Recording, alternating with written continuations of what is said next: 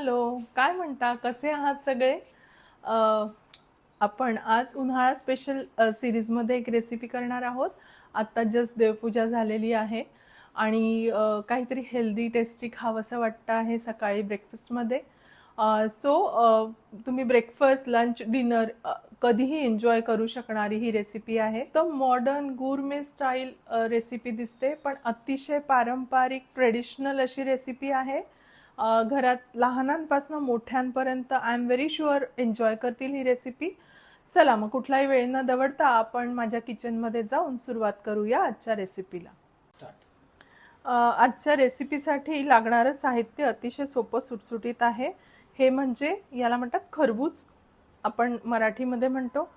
इंग्लिशमध्ये बरेचसे लोक याला मस्कमेलन म्हणतात. याला सकर फ्रूट पण म्हणतात गुजराती लोक. सो असे वेगवेगळे नावं असणारं हे फळ आहे. खूप मस्त लागतं, वास पण खूप छान असतो याचा.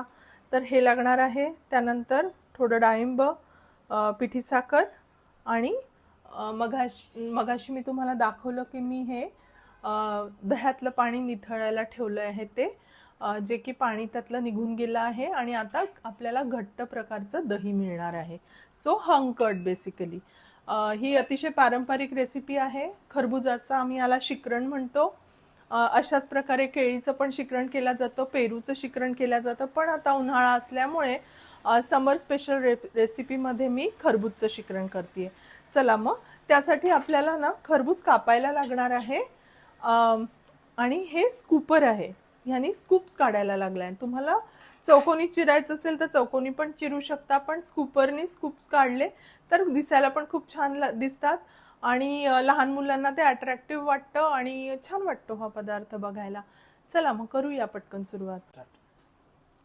आता मी खरबूज कट करून घेतला आहे. अर्धा भाग वापरणार नाही, अर्धाच वापरणार आहे, कारण आमच्याकडे 2-3च माणसं आहे खायला. तुमच्याकडे जेवढ्या प्रमाणात लोक असतील त्या प्रमाणात कट करा आणि ह्यातल्या या बिया काढून घेऊया आणि मग स्कूप करूया आपण. So stay tune. मस्तपैकी गोल गोल असे स्कूप्स काढून घेऊया ह्याचे. दिसायला अतिशय सुंदर दिसतात. लागायला तर हे फळ अप्रतिमच चवीचं असतं आणि मग त्याला छान दह्यात आपण मिक्स करून घेणार आहोत. तर हा लागायला ना पदार्थ आंबट गोड खूप फ्लेवरफुल असा लागतो. तुम्ही पण करा. तुमच्याकडे जरा असा काही हटके हेल्दी पदार्थ करत असाल तर तो शेअर करा माझ्यासोबत. त्याच्या काही आठवणी असतील तर त्या पण माझ्यासोबत शेअर करा. हा पदार्थ अतिशय चविष्ट मस्त लागतो आणि अतिशय पारंपरिक आहे. जुन्या काळी आजी किंवा घरातल्या जुन्या बायका हा आवर्जून कोशिंबिरीचा प्रकार म्हणून करायच्या. पण आता याला थोडं नवीन स्वरूप देऊन डेझर्ट स्टाईल मी करते. हा पदार्थ आहे तो जुनाच, पण जरा त्याला ट्विस्ट दिलेला पदार्थ आहे. सो आता आपले अर्ध्याचे स्कूप्स काढून झाले आहेत. भरपूरसे स्कूप्स निघाले आहेत त्याचे. आता रेस्ट ऑफ द स्कूप्स आपण काढूया, तोपर्यंत स्टे ट्यून.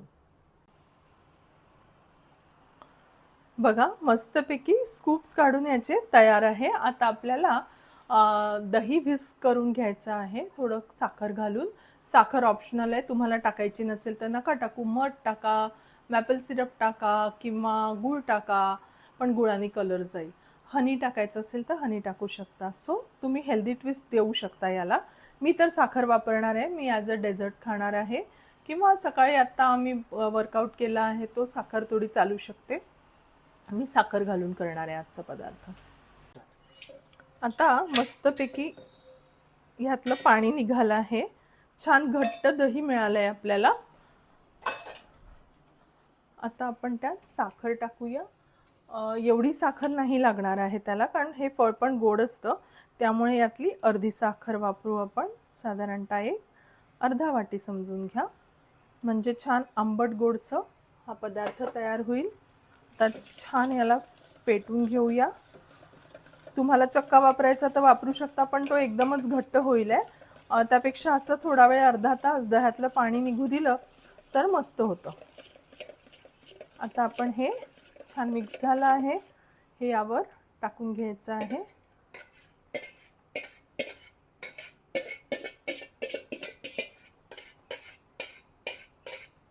आता मी याला मिक्स करते, तोपर्यंत स्टे ट्यून.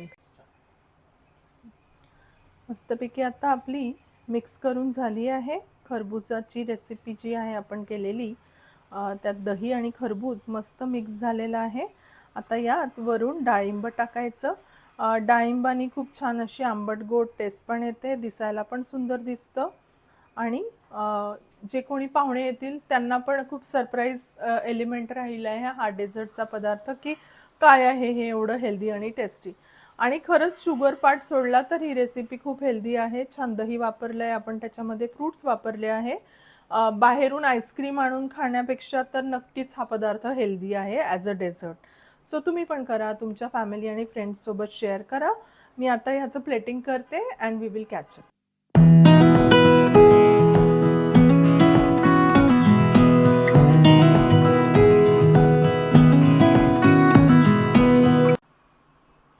दिसतंय की नाही ही रेसिपी?